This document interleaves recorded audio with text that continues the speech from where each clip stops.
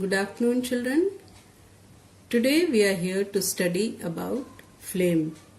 But before proceeding the new topic, we will just recapitulate what we have learnt in a previous class.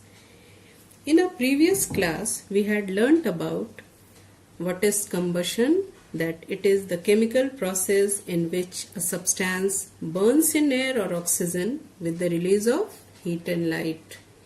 Then we also learnt about what are combustible material. That is, a combustible material is a substance which undergoes combustion. Then the third one was that ignition temperature. What is ignition temperature? It is the minimum temperature at which the substance catches fire. Then what are the different types of combustion? First one was slow combustion, second rapid combustion, third spontaneous combustion, and the fourth one was explosive combustion. Slow combustion, as we already discussed, that it takes place slowly. It is a kind of incomplete combustion because there is only limited supply of air over there. It is also known as dirty combustion, and the examples of incomplete combustion was burning of cow dung cakes, burning of wood, etc. This is also known as dirty combustion because there is release of carbon monoxide over there, and carbon monoxide is more harmful. It causes some respiratory problem also. Then the second one was that the rapid combustion. It is a form of combustion in which large amount of heat and light energy are released, and the example which we have already discussed was burning of LPG, petrol, etc. Then the third one, spontaneous combustion. As we know that it does not require heat or spark externally, it takes place on its own, and the example was burning of what? Phosphorus, white phosphorus. It catches fire automatically even at room temperature. Then the burning of piece of sodium also. Then the last one was explosive combustion, and we studied the example of cracker, burning of cracker. When it explodes, then what happens? It releases a large amount of heat, light and sound. Now we will proceed to the topic, that is flame. First of all, the objectives.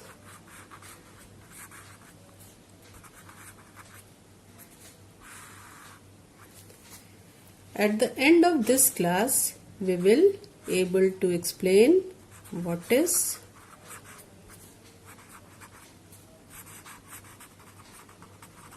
flame, what are the different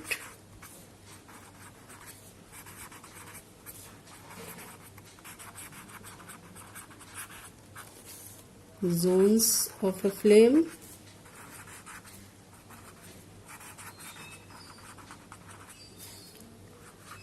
and what are the differences between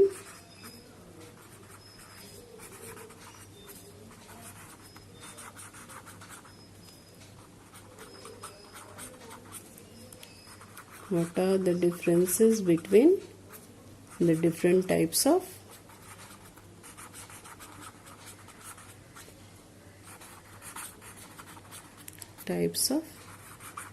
zones of a flame. Now, first of all,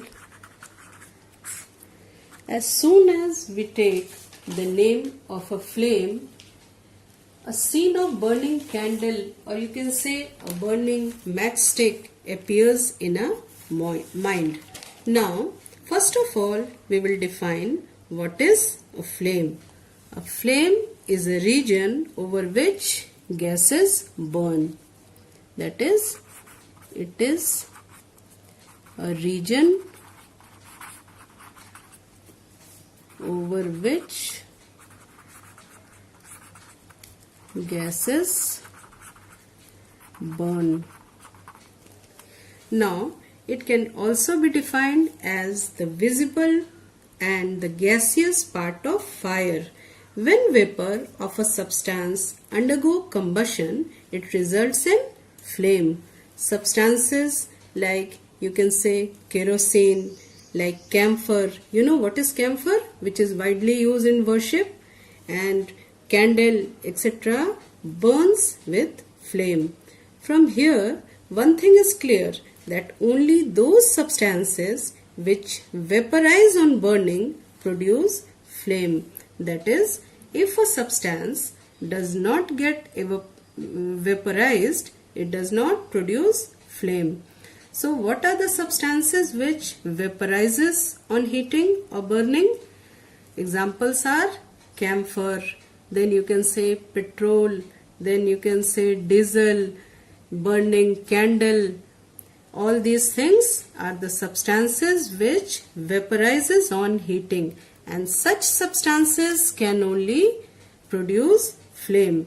Although they are combustible, like you can say coal, charcoal, all these are the combustible material, but these substances do not vaporizes on heating. That's why they are unable to produce flame. So we can say now, what is the function of a flame? The heat of the flame itself keeps the fuel at the ignition temperature. So it continues to burn as long as there is fuel and oxygen around it. The flame heats any surrounding fuel, so it releases gases as well.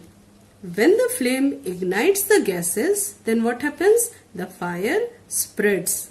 Now we will observe the flame in a lighted candle. First of all, we will take a lighted candle. Here it is a candle which is lighted.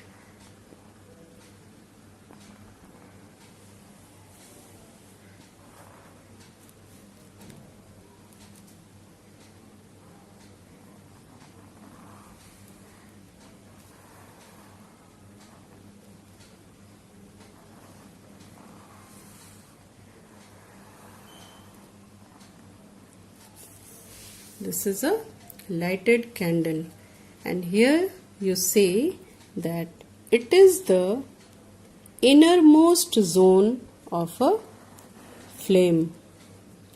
It is the innermost zone of a flame. This one is the middle zone of a flame. And this one is the outermost zone of a flame. Outermost zone. Now here the innermost zone, which is just around the wick of a candle. What is wick of a candle? It is just like a cotton thread which holds the flame. This one is the known as wick of a candle, which is simply a cotton string and it holds the flame. Now this one is known as, this flame is known as the innermost zone. This part of the flame is known as innermost zone of the flame because it is surrounded by the middle zone as well as the outermost zone of the flame. It is also known as the dark zone of a flame. It is also known as the dark zone of a flame, and this is middle zone is also known as luminous zone of a flame, and the outermost zone is also known as non-luminous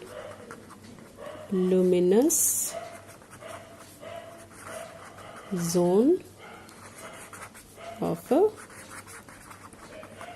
flame. Now, first of all, we will proceed towards the innermost zone of a flame. That what is the innermost zone of a flame?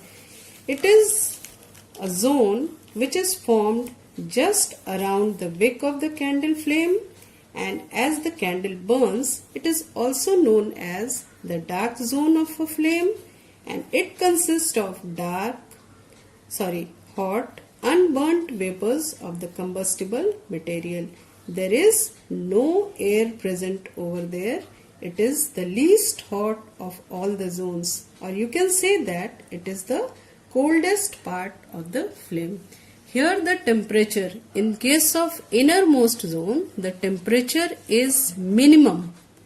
Why the temperature is minimum? Because here no combustion takes place here. Why no combustion takes place here? Because there is no supply of air in this zone, that is in the innermost zone.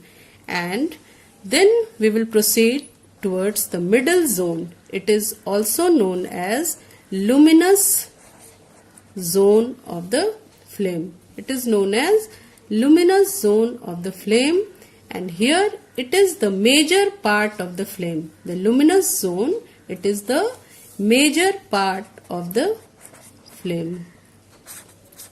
Here incomplete combustion takes place because it is also surrounded by the outermost zone. There is supply of air here, but moderate amount of air is supplied over here. So the temperature is also moderate here. Not too high, not too low. It is moderate temperature here due to incomplete combustion. Now the third one is the outermost zone. It is also known as non-luminous zone of a flame. Now in this zone the temperature is maximum. You know why the temperature is maximum over here? Because it is provided with air from all around its side. That's why here there is complete combustion due to the complete full supply of air. Here it is complete combustion takes place over here, and that's why the flame of this zone is the hottest flame. It is also known as the hottest zone of the flame because the temperature is maximum over here due to the full supply of air from all over its side. Now it is clear that what is the structure of a flame of a candle. Now we will do a comparative study of all the three zones. First one is innermost zone of a flame. Now the second one is the middle zone of a flame, and the third one is the outermost zone of a flame. First one is, it is also known as the dark zone of a flame, and it is also known as the luminous zone of a flame, and it is known as non-luminous zone of a flame. Here the temperature is almost zero. That's why it is the coldest zone of the flame, or you can say it is the least hot zone of a flame. Now this one is having the moderate temperature,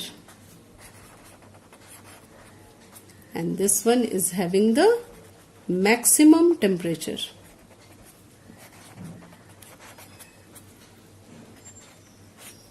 Why it is the coldest zone? Because here it is no supply of air.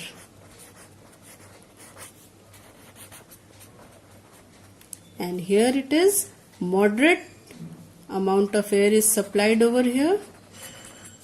because it is surrounded from outermost zone. Moderate amount of air is supplied over here, and here the maximum amount of air is supplied from all the sides. Now here no combustion takes place. Here incomplete combustion takes place, and here it is complete combustion.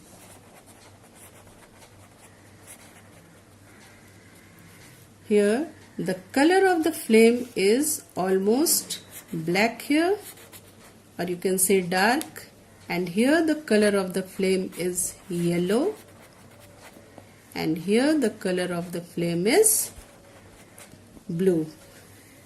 Now, by doing a comparative study, we are able to understand why this flame is the coldest flame, why this is the moderate amount of temperature is over here, why there is incomplete combustion here, and here we are able to understand why there is complete combustion and why it is the hottest zone, because the maximum temperature is over here. That's why it is known as the hottest zone of the flame. Now, you have seen goldsmith in order to make jewelry who blows air with the blowpipe so that the maximum air can be made available and there will be complete combustion of fuel and the flame will become hotter. And if the flame will become hotter, then what will happen?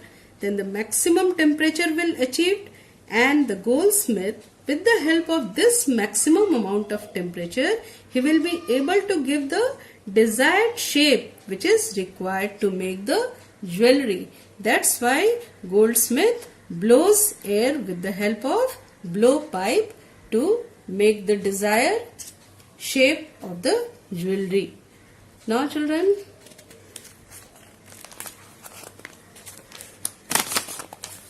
we will discuss our today's homework.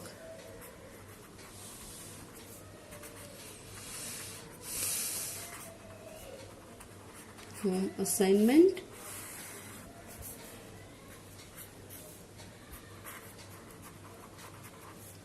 Draw the flame and